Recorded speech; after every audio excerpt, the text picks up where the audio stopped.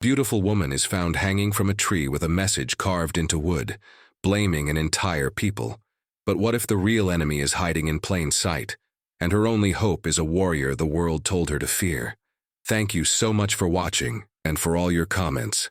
Let me know at the end if you liked the story, and where you're watching from, and why you're following this. The scorching Texas sun beat down mercilessly on the vast prairie, turning the earth into cracked patterns that stretched endlessly toward the horizon.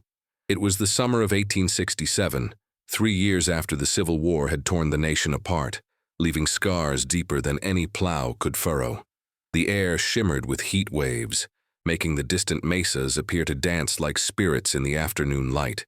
Takoda rode his painted stallion with the practiced ease of a man born to the saddle. At 26 years old, he was the son of Chief Namakwa of the Comanche, a warrior whose reputation preceded him across the plains. His copper skin gleamed with sweat, his long black hair tied back with a leather cord adorned with eagle feathers, each one earned through acts of courage that had become legend among his people. His muscular frame moved in perfect harmony with his horse, every muscle defined from years of hunting, riding, and defending his tribe's territory. His chiseled features and piercing dark eyes reflected both the nobility of his lineage and the burden of leadership that would one day be his. He had been tracking a small herd of antelope since dawn, but something else had caught his attention now. Buzzards circled in the distance, their dark forms spiraling lazily against the cloudless blue sky. Takoda's instincts, honed by years on the frontier, told him this was no ordinary animal carcass. The birds were too many, and they seemed reluctant to descend, as if something about the scene below disturbed even their scavenger nature. As he urged his horse forward, the landscape began to change. The open prairie gave way to scattered cottonwood trees that marked the presence of a creek bed, now reduced to little more than a trickle in the summer drought. The sound of his horse's hooves was muffled by the dry grass, and Takoda's hand instinctively moved to the knife at his belt. Something felt wrong about this place, as if the very air carried a warning. Then he saw it. Hanging from the gnarled branch of an ancient oak tree was a figure, swaying slightly in the hot breeze. As Takoda drew closer, his heart began to pound with a mixture of rage and disbelief. It was a woman, a white woman, her body suspended by a rough hemp rope around her wrists, her feet barely touching the ground. Her dress, once blue calico, was torn and stained with dust and blood. Her auburn hair hung loose around her face, and for a terrible moment, Takoda thought she was dead. But then, he saw her chest rise and fall, shallow breaths that spoke of someone clinging desperately to life. What froze his blood, however, was the crude wooden sign hanging around her neck. Carved into the weathered planks in jagged letters were words that made his jaw clench with fury. "The Red Nations do not forgive." Takoda dismounted in one fluid motion and approached cautiously. His mind raced with the implications of what he was seeing. This was a message, a deliberate provocation designed to incite violence between the white settlers and the native peoples. But who would do such a thing? And why? The woman's eyes fluttered open as his shadow fell across her face. They were the color of spring grass, bright green even through the haze of pain and dehydration. Fear flashed across her features when she saw him, and she tried to speak, but only a hoarse croak emerged from her parched throat. "Be still," Takoda said in English, his voice deep and calm despite the storm of emotions inside him. He had learned the language from traders and missionaries who occasionally ventured into Comanche territory, though his people viewed such interactions with suspicion. "I will not harm you." He could see the conflict in her eyes, the instinctive terror warring with desperate hope. She had been left here to die, abandoned in a cruel twist of fate that someone had tried to blame on his people. Takoda's hand moved to his knife, and he saw her flinch, but he merely cut the rope binding her wrists. She collapsed forward, and he caught her before she could hit the ground. Her body was light in his arms, weakened by exposure and suffering, but he could feel the strength that had kept her alive through this ordeal. "Water," she whispered, her voice barely audible. "Please, water." Takoda carried her to the shade of the oak tree and lowered her gently to the ground. He retrieved his water skin from his horse and held it to her lips, supporting her head with his other hand. She drank greedily at first, then coughed, and he pulled the water away. "Slowly," he instructed, his dark eyes studying her face with concern. Too much at once will make you sick. As she drank more carefully, Takoda examined her injuries. Her wrists were raw and bleeding from the rope, her arms bruised from struggling. There were cuts and scrapes across her face and arms, and her dress was torn in several places, though it appeared she had not been violated in the worst way. Whoever had done this had wanted her to suffer, to die slowly, but they had also wanted to send a message. "Who did this to you?" Takoda asked once she had drunk her fill. He removed the hateful sign from around her neck and threw it aside with disgust. "And what is your name?" The woman looked up at him, and for the first time he saw something other than fear in her eyes. There was gratitude there, and a spark of defiance that suggested a spirit not easily broken. "My name is Elizabeth," she said, her voice growing stronger with each word. "Elizabeth Morgan. And the men who did this, they wore masks, but I heard them talking. They said they wanted to start a war, that the only way to drive the Comanche from these lands was to make the settlers hate you enough to support the army's campaign of extermination." Takoda's expression darkened. He had suspected as much, but hearing it confirmed made his blood boil with righteous anger. His people had fought long and hard to maintain their territory, to preserve their way of life against the endless tide of white expansion, but there were those on both sides who sought only violence, who could not see past their hatred to any possibility of peace. "These men," he said carefully, "were they soldiers, settlers, outlaws?" Elizabeth closed her eyes, thinking back to that terrible night. "I don't know for certain. They came to our farm 3 days ago just after sunset. My husband—" Her voice broke and tears began to stream down her dirt-stained cheeks. "My husband Thomas tried to fight them. They shot him down in front of me. Then they set fire to our cabin. They said they were going to make an example of me, that my death would rally the territory against the Comanche. They brought me out here yesterday, tied me to that tree, and left me to die." Takoda felt a surge of sympathy for this woman who had lost everything. He understood grief, having lost his own mother to a cholera epidemic that had swept through his village 5 years earlier.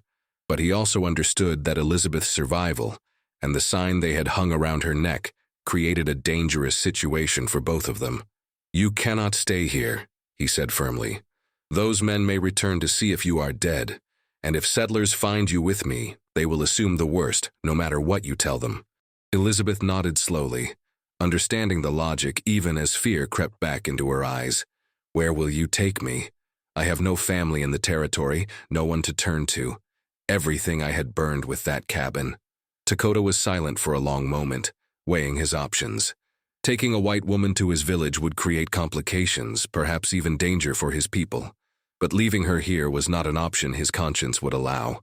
And something deeper, something he did not yet fully understand, made him want to protect this woman who had survived such cruelty with her spirit intact.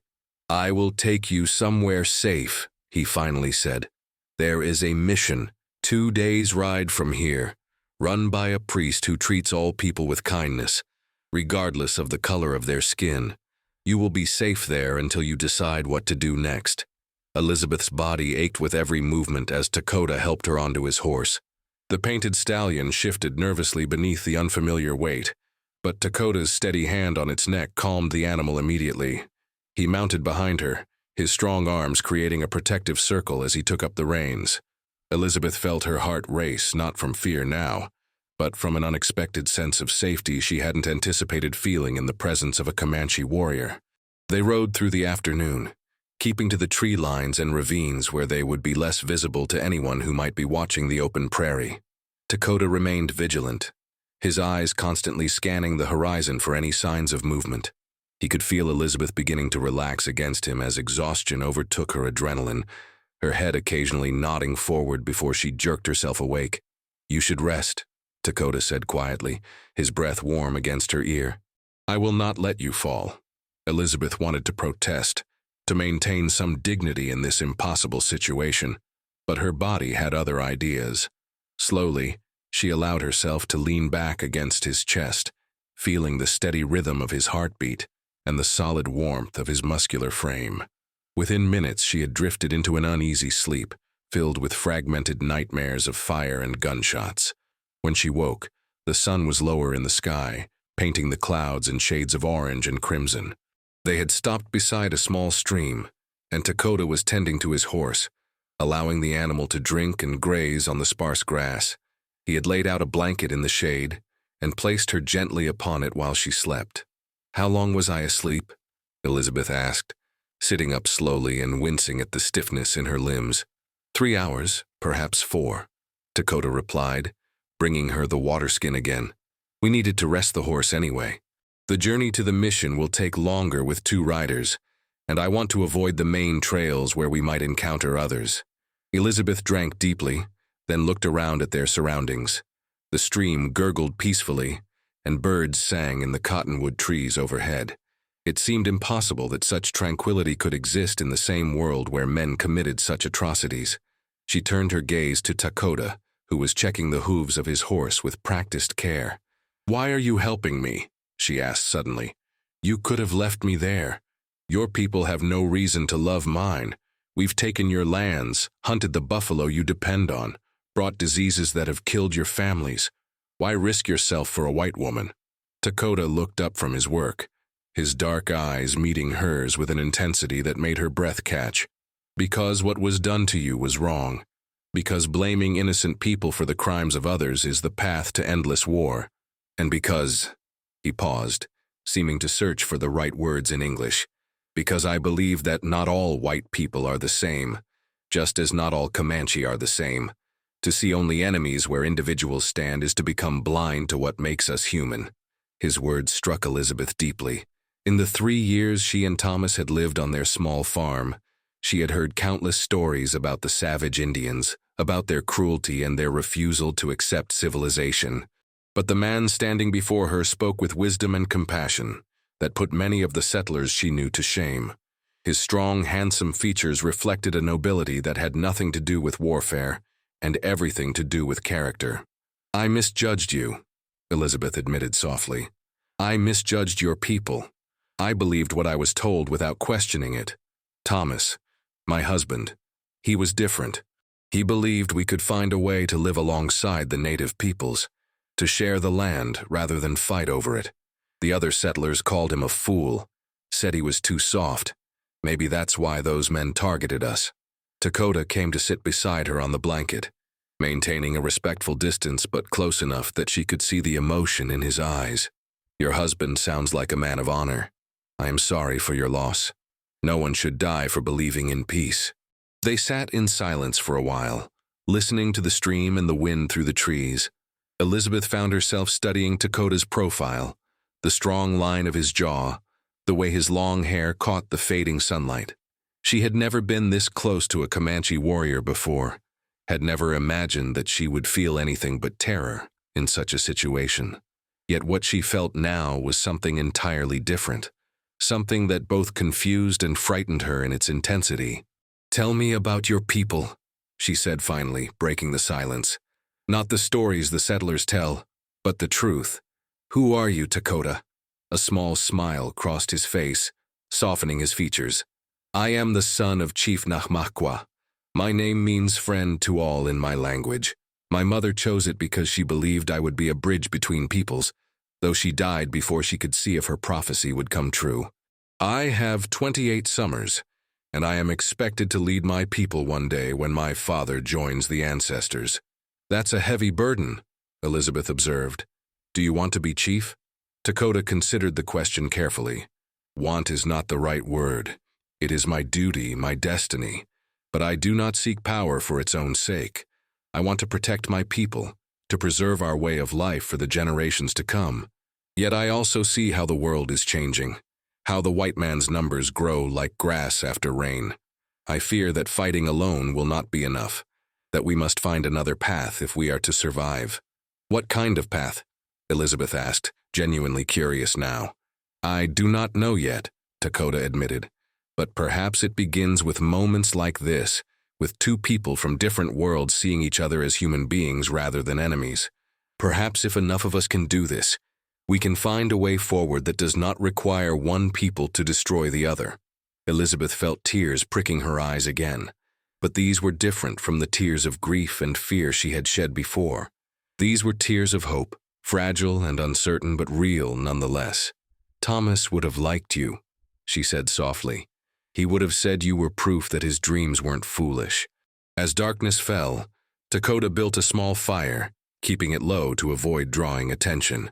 He had some dried meat and cornmeal in his saddlebags, and he prepared a simple meal that they shared in companionable silence. Elizabeth watched him move with fluid grace, every action purposeful and efficient.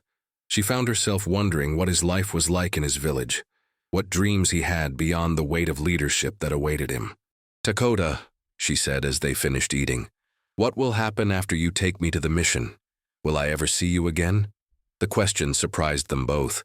Takoda looked at her for a long moment, and Elizabeth saw something kindle in his eyes that mirrored the strange warmth growing in her own chest. "I do not know," he answered honestly. "It would be dangerous for both of us to maintain contact. Your people would not understand, and mine would question my judgment.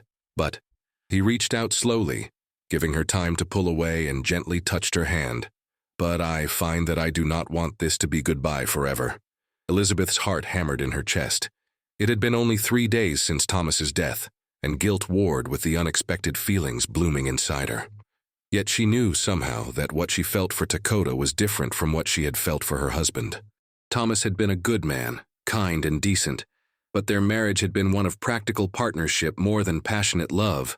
What she felt now, looking into Takoda's eyes across the firelight, was something she had never experienced before, something fierce and undeniable. "I don't want it to be goodbye either," she whispered, her fingers curling around his. "I know it's wrong. I know it's too soon, but I can't deny what I'm feeling. You saved my life, yes, but you've also shown me that everything I thought I knew about the world was built on lies and prejudice." Takoda moved closer, his free hand reaching up to gently cup her face. "In my culture, we believe that the spirits sometimes guide people together for a purpose. Perhaps this is why I found you when I did, why the buzzards led me to that tree. Perhaps there is something greater at work here than either of us can understand." Their faces were inches apart now, and Elizabeth could see the conflict in his expression, the war between duty and desire. She understood that conflict because she felt it too, but she also knew with a certainty that defied logic that this moment mattered, that what happened next would shape both of their futures. "Kiss me," she breathed, the words escaping before she could stop them. "Please, Takoda. I need to know this is real, that I'm not imagining this connection between us." Takoda's response was to close the distance between them, his lips meeting hers with a tenderness that made her heart soar, even as tears slid down her cheeks. The kiss was gentle at first, almost reverent, but it deepened as they both gave in to the emotions they had been fighting. The morning sun found them wrapped in each other's arms beneath the blanket, the fire reduced to glowing embers. Elizabeth woke first, her eyes opening to find Takoda's face relaxed in sleep, his strong features softened by the peaceful expression he wore. For a moment she simply watched him, marveling at how her world had turned upside down in such a short time. 3 days ago she had been a farmer's wife with a simple life. Now Thomas was gone, her home was ashes, and she had found something profound with a man her people would call her enemy. Guilt gnawed at her heart, but she pushed it away. Thomas would have understood. He had always told her that life was too short to waste on regret, that every moment should be lived fully. And what she had shared with Takoda last night, the conversation that had stretched into the early hours of morning, had been more real and honest than anything she had experienced in her 24 years of life. Takoda's eyes opened, and a smile crossed his face when he saw her watching him. "Good morning," he said softly, his hand moving to brush a strand of auburn hair from her face. "Did you sleep well?" "Better than I have in months," Elizabeth admitted, "though I suspect we should continue our journey. The longer we delay, the more dangerous this becomes for both of us." Takoda nodded, though reluctance showed in his eyes. "You are right. We should reach the mission by nightfall if we ride steadily." He sat up, his muscular torso catching the morning light, and Elizabeth felt her breath catch at the sight of him. "But, Elizabeth, we must talk about what happens after I leave you there." Elizabeth sat up as well, pulling the blanket around her shoulders against the morning chill. "I've been thinking about that too. Those men who killed Thomas and tried to frame your people, they're still out there. They'll continue their campaign to start a war between the settlers and the Comanche. We can't just let that happen. What are you suggesting? Takoda asked, his eyes sharp with interest. I'm suggesting that we expose them, Elizabeth said, her voice growing stronger with conviction. I may not have seen their faces, but I heard their voices. I could identify them if I heard them again. And you have connections to both worlds.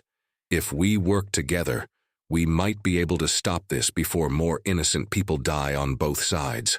Takoda was quiet for a long moment, considering her words. It would be dangerous. These men have already shown they are willing to kill to achieve their goals. And if we are seen together, if people discover that a white woman and a Comanche warrior are working in partnership, it could cause the very conflict we are trying to prevent. I know, Elizabeth acknowledged.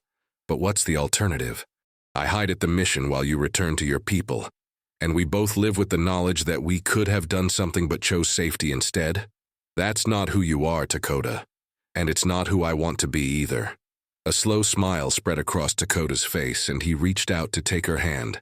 You are a warrior in your own right, Elizabeth Morgan. Very well. We will do this together. But first, we need a plan. They spent the morning formulating their strategy as they broke camp and resumed their journey. Takoda explained that he had contacts among the traders and scouts who moved between the white settlements and native territories, men who profited from maintaining peace and had their own intelligence networks. Elizabeth, meanwhile, had knowledge of the settler communities and could potentially identify the men responsible if given the opportunity. As they rode, Elizabeth's arms wrapped around Takoda's waist. They talked about everything and nothing. He told her about his childhood, about learning to ride and hunt, about the sacred ceremonies of his people and the legends passed down through generations. She spoke of her life before coming to Texas, of growing up in Missouri and losing her parents to fever, of marrying Thomas more out of necessity than love, and heading west in search of a fresh start. Do you regret it? Takoda asked. Coming west, I mean. Elizabeth was quiet for a moment, feeling the steady rhythm of the horse beneath them and the warmth of Takoda's body against her back. A week ago, I might have said yes. But now? No. If I hadn't come here, I never would have met you. And whatever happens next, whatever dangers we face, I wouldn't trade these last 2 days for anything. By late afternoon, they could see the mission in the distance, its whitewashed walls standing out against the brown landscape. A simple wooden cross rose from the chapel roof, and Elizabeth could see figures moving about in the courtyard. Father Miguel ran this mission, she had heard, a Spanish priest who had dedicated his life to serving the frontier communities regardless of their background. As they approached, Takoda slowed the horse, his body tensing. We must be careful about what we reveal, he warned. Father Miguel is a good man, but even he may not understand what has developed between us. Let him believe I simply found you and brought you here for safety. Elizabeth nodded, though the need for secrecy pained her. She wanted to shout from the rooftops about what she felt for this remarkable man, but she understood the reality of their situation. Their connection was too fragile, too new, to withstand the scrutiny and judgment of a world not ready to accept it. Father Miguel emerged from the mission as they rode up, his weathered face breaking into a surprised smile. He was a small man in his 60s, his brown robes dusty from his labors, but his eyes held a kindness that immediately put Elizabeth at ease. Takoda, my son, the priest called out in Spanish-accented English. It has been many months since you visited us. And you bring a guest, I see. Takoda dismounted gracefully and helped Elizabeth down, supporting her when her legs threatened to give out after so many hours in the saddle. Father Miguel, this is Elizabeth Morgan. I found her in dire circumstances and thought she might find sanctuary here. The priest's expression grew serious as he took in Elizabeth's battered appearance, the rope burns on her wrists, and the exhaustion in her eyes. Come, child, let us get you inside, get you cleaned up and fed. You look as though you have been through a terrible ordeal. As Father Miguel led Elizabeth toward the mission, she glanced back at Takoda, her eyes pleading with him not to leave yet. He gave her a small nod of understanding and called out to the priest, Father, if you have a moment later, I would speak with you privately. There are matters that concern both our peoples. Inside the mission, Elizabeth was shown to a small but clean room and provided with fresh water and simple clothes. A young Mexican woman named Rosa helped her wash and tend to her wounds, clucking sympathetically over the rope burns and bruises. As Elizabeth cleaned away the dirt and blood of her ordeal, she felt as though she was washing away her old life as well, preparing for whatever came next. When she emerged an hour later, dressed in a simple brown dress and with her auburn hair braided neatly down her back, she found Takoda and Father Miguel deep in conversation in the mission's modest library. They looked up as she entered, and she saw approval in both their faces at her transformation. "Mrs. Morgan," Father Miguel said gently, gesturing for her to sit. "Takoda has told me some of what happened to you, though not all. I am deeply sorry for the loss of your husband and your home. You are welcome to stay here as long as you need." "Thank you, Father," Elizabeth replied, taking a seat near Takoda. "Your kindness means more than you know. But I must ask, has there been any unusual activity in the area recently? Any strangers passing through or talk of tensions between the settlers and the native peoples?" The priest's brow furrowed. "Now that you mention it, yes, there have been several incidents in recent weeks. A trading post burned down near the Colorado River, and the owner swore he saw Comanche warriors fleeing the scene. 2 settlers were found dead on the road to Austin, scalped in what appeared to be a native attack. The territorial government is under increasing pressure to authorize military action against the tribes." Elizabeth and Takoda exchanged glances. "Father," Elizabeth said carefully, "what if I told you that these attacks might not be what they appear? That someone might be deliberately trying to provoke a war?" Father Miguel leaned back in his chair, his fingers steepled beneath his chin. "I would say that I have lived on this frontier long enough to know that things are rarely as simple as they appear. But making such an accusation without proof would be dangerous. Men on both sides are looking for excuses to fight. If you have information, you must be very careful about how you use it. We need to find proof," Takoda said firmly. Elizabeth believes she can identify the men responsible if she hears their voices again. "I have contacts who might be able to help us track them down. But we will need support, people we can trust who have influence in both communities." The priest was silent for a long moment, his eyes moving between them with an expression that suggested he saw more than they had revealed. "There is something between you two," he said finally, his voice gentle but knowing. "Something beyond a simple rescue and gratitude. I have lived too long and seen too much to mistake such things." Elizabeth felt her face flush, but she met the priest's eyes steadily. "Yes, Father, I won't lie to you. What I feel for Takoda is real, and I believe he feels the same. I know it's complicated. I know it's soon after my husband's death, but I also know that pretending otherwise would be dishonest." Father Miguel smiled, surprising them both. "My child, love is a gift from God, wherever and whenever it appears. Your husband, may he rest in peace, would want you to find happiness, not to mourn forever. And as for the complications of your different backgrounds," he looked at Takoda, "I have always believed that the Lord judges us by the content of our hearts, not the color of our skin. If you two have found something genuine, who am I to condemn it?" Takoda leaned forward, his voice earnest. "Father, we want to stop this war before it begins, but we cannot do it alone. Will you help us?" Father Miguel proved to be more resourceful than either Elizabeth or Takoda had anticipated. Over the next 2 weeks, he quietly reached out to his network of contacts throughout the territory, missionaries, traders, and peaceful settlers, who shared his vision of coexistence rather than conflict. Meanwhile, Takoda returned to his village to consult with his father and gather information from Comanche scouts who had been monitoring white movements in the region. Elizabeth remained at the mission, helping with daily tasks while listening carefully to every traveler who passed through. Father Miguel had spread word that the mission welcomed all visitors, providing meals and rest to anyone who needed it. The priest hoped that eventually, the men responsible for the attacks would reveal themselves through careless talk or recognizable voices. On the 12th day, Elizabeth's patience was rewarded. 3 men rode up to the mission just before sunset, dusty from travel and loud in their conversation. The moment Elizabeth heard the first man's voice carrying across the courtyard, Her blood ran cold. She recognized that rough, gravelly tone, remembered it barking orders as her husband was shot down, as she was dragged from her burning home. She found Father Miguel immediately, gripping his arm with trembling hands. "It's them," she whispered urgently. "One of them, at least. The man with the scar on his left cheek, the one who just dismounted near the well. I know his voice." The priest's face remained calm, but his eyes sharpened with determination. "Are you certain? This is not something we can be wrong about." "I'm certain," Elizabeth confirmed, her voice steadier now despite her racing heart. "I heard that voice in my nightmares for weeks. It's him." Father Miguel nodded slowly. "Then we must be very careful.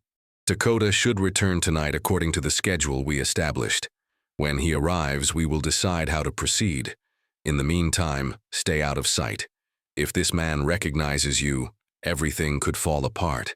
Elizabeth retreated to her room, but she positioned herself near the window where she could hear the men talking. As they ate the meal Rosa served them, their conversation was casual at first, complaints about the heat and the long ride, but then it turned to more dangerous topics. "I hear the territorial governor is finally listening to reason," the scarred man said, his voice carrying clearly through the evening air. "About time someone took action against these savages. Another few incidents and we'll have the army sweeping through Comanche territory like a cleansing fire." "You think the plan is working then, Cole?" another voice asked, younger and uncertain. "Keep your voice down, you fool," Cole hissed. "But yes, it's working perfectly. These frontier idiots believe whatever they're told. A few more attacks blamed on the Indians, and we'll have all the support we need to drive them out completely. Then the land will be ours for the taking, all those prime hunting grounds and water sources." Elizabeth's hands clenched into fists. It was exactly as she and Takoda had suspected. These men were orchestrating the violence for personal gain, willing to start a war that would kill countless innocent people on both sides just so they could claim native lands for themselves. As darkness fell, she heard the sound of hoofbeats approaching the mission. Her heart leaped, knowing it had to be Takoda. She watched from her window as he dismounted, but he wasn't alone. With him were two other Comanche warriors, and, surprisingly, a white man she recognized as Jacob Hayes, a respected trader known for his fair dealings with both settlers and natives. Father Miguel met them at the entrance, and Elizabeth could see the urgency in their whispered conversation. Minutes later, Rosa came to fetch her, and Elizabeth found herself in the priest's private study with Takoda, Hayes, and the two Comanche warriors. Takoda's face lit up when he saw her, and he crossed the room in 3 long strides to take her hands in his. "Elizabeth, are you well?" Father Miguel sent word that something had happened. "The men responsible are here," Elizabeth said quickly. "At least one of them, the leader, I think. They're in the dining hall right now, and I heard them talking about their plans. They're orchestrating the attacks to provoke a war so they can claim Comanche lands." Jacob Hayes, a grizzled man in his 50s with keen blue eyes, let out a low whistle. "That's a serious accusation, ma'am. You're sure about what you heard?" "Completely sure," Elizabeth confirmed. "But it's not just my word. If we can get them to repeat what they said, if we have witnesses from both communities, we might be able to expose them before they can do more damage."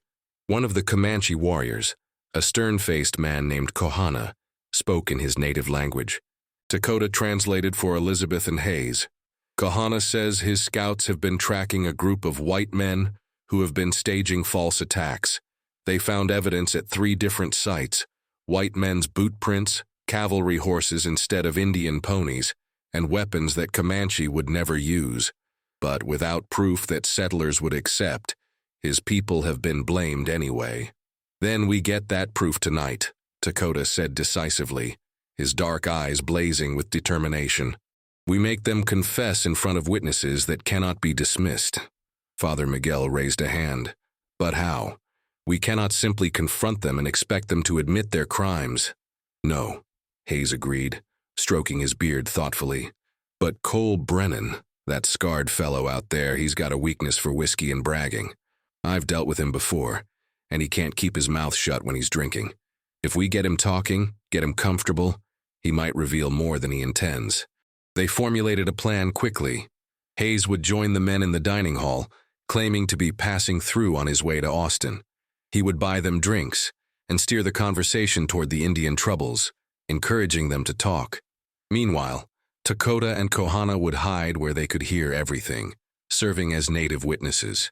Elizabeth would remain in Father Miguel's study with the priest and the third warrior, ready to testify about what she had already heard. An hour later, Elizabeth listened tensely as voices carried through the mission's quiet corridors. Hayes had done his job well, getting Cole and his companions drinking and talking freely. As the liquor flowed, Cole's voice grew louder and more boastful. "You want to know the truth about these Indian attacks?" Cole was saying, his words slightly slurred. "Half of them ain't Indians at all. Me and my boys, we've been hitting settlements and trading posts, making it look like Comanche work. Scalping's easy when you know how, and most folks can't tell the difference between a real attack and a staged one." "You're saying you've been killing settlers?" Hayes asked, his voice carefully calibrated to sound impressed rather than horrified. "That's bold work, friend." "It's necessary work," Cole insisted. "The army won't move against the savages without sufficient provocation. So we give them provocation. Few dead settlers here, a burned trading post there, and suddenly everyone's crying for the cavalry to sweep through and clear out the Red Menace. When that happens, all that prime Comanche land will be open for claiming, and me and my partners will be first in line." "What about that Morgan farm?" one of Cole's companions asked. "That was supposed to look like the worst of them, wasn't it? Hanging that woman with a sign and all." Cole laughed, a cruel sound that made Elizabeth's stomach turn. "That stupid farmer and his Indian-loving wife got what they deserved. Should have seen her face when we shot him, then told her we were going to make her death rally the whole territory against the Comanche. Left her hanging from that tree like a warning. She's probably bones by now, picked clean by buzzards." Elizabeth couldn't contain herself any longer. She burst from the study with Father Miguel close behind, her green eyes blazing with fury and tears. "I'm not dead, you murdering bastard. And everyone in this room just heard you confess to killing my husband and trying to start a war." Cole lurched to his feet, his hand going to his gun, but he froze when he saw Takoda and Kohana emerge from their hiding places, arrows nocked and aimed at his heart. Hayes had also drawn his pistol, covering Cole's companions. "I wouldn't," Hayes said calmly. "You're outnumbered and outgunned. Best thing you can do now is surrender peacefully." Cole's face twisted with rage and fear. "You think anyone will believe this? A white woman consorting with Indians, a half-breed scout, and a priest? We'll deny everything." "You'll deny it in front of the territorial marshal," Father Miguel said firmly. "Jacob has already sent for him. He should arrive tomorrow with a full escort, and we have multiple witnesses to your confession from both white and Comanche communities. Your scheme is finished, Mr. Brennan." The fight went out of Cole and his companions as the reality of their situation sank in. They were bound and locked in the mission's small storage cellar under guard, while Hayes rode out to meet the marshal and ensure that justice would be properly served. As the excitement died down, Elizabeth found herself alone with Takoda in the mission's chapel, the moonlight streaming through the simple windows casting silver patterns on the floor. She was shaking, the events of the evening finally catching up with her, and Takoda pulled her into his arms, holding her close as she cried tears of relief, grief, and delayed shock. "It's over," he murmured against her hair, his strong hand stroking her back soothingly. "You were so brave, Elizabeth. You've helped prevent a war that would have killed thousands." "We did it together," Elizabeth said, pulling back to look up at his handsome face. "None of this would have been possible without you, without your wisdom and your courage, and your willingness to trust me despite everything that should have kept us apart." Takoda cupped her face gently, his thumbs wiping away her tears. "Elizabeth Morgan, in the 2 weeks since I found you hanging from that tree, you have become more important to me than I ever imagined possible. I love you. I know the world will not make it easy for us, but I want to face that world with you by my side." Elizabeth's heart soared, and she stood on her toes to kiss him, pouring all her love and hope into that embrace. "I love you too, Takoda. I don't care what anyone says or thinks. You're the best man I've ever known, and I want to build a life with you." They were married 3 months later, in a quiet ceremony at the mission, with Father Miguel presiding and witnesses from both white and Comanche communities present. The territorial marshal, impressed by how they had exposed Cole Brennan's conspiracy, had personally advocated for their union, and Chief Namakwa, after meeting Elizabeth and seeing the light in his son's eyes, had given his blessing. Cole and his men were tried and convicted, their confessions and the evidence gathered by Takoda's scouts proving their guilt beyond doubt. The territorial governor, embarrassed by how close he had come to authorizing an unjust war, established new protocols for investigating incidents between settlers and natives, and appointed Jacob Hayes as an official liaison to help prevent future misunderstandings. Elizabeth and Takoda built a home on land that bordered both settler territory and Comanche hunting grounds, a place that became known as a neutral meeting point where people from both communities could gather, trade, and work toward understanding. It wasn't easy, and there were still those on both sides who opposed their union and their message of peace, but they faced every challenge together. 2 years later, as Elizabeth stood in the doorway of their home watching Takoda play with their infant daughter, her auburn hair and his dark eyes blending perfectly in the child's beautiful features, she thought back to that terrible day when she had hung from a tree waiting to die. From that moment of absolute despair had come the greatest love she had ever known, a partnership that had changed not just her life, but the lives of countless others. Takoda looked up and caught her watching, that brilliant smile spreading across his face that still made her heart race. He walked over, their daughter cradled in his strong arms, and kissed Elizabeth tenderly. "What are you thinking about?" he asked softly. "I'm thinking about how grateful I am for buzzards," Elizabeth said with a laugh, "and for a Comanche prince who refused to ride away from someone in need. I'm thinking about how sometimes the worst moments of our lives can lead us to the best things we'll ever find." "And what have you found, my love?" Takoda asked, though the warmth in his eyes said he already knew the answer. "Home," Elizabeth replied simply, taking his free hand and placing it over her heart. "I found home in you, in us, in this life we've built together, and I wouldn't change a single moment of the journey that brought us here." As the sun set over the Texas prairie, painting the sky in shades of gold and crimson, the three of them stood together in the doorway of their home, a family that embodied hope for a better future, proof that love could bridge any divide, and that from the darkest moments could come the brightest light.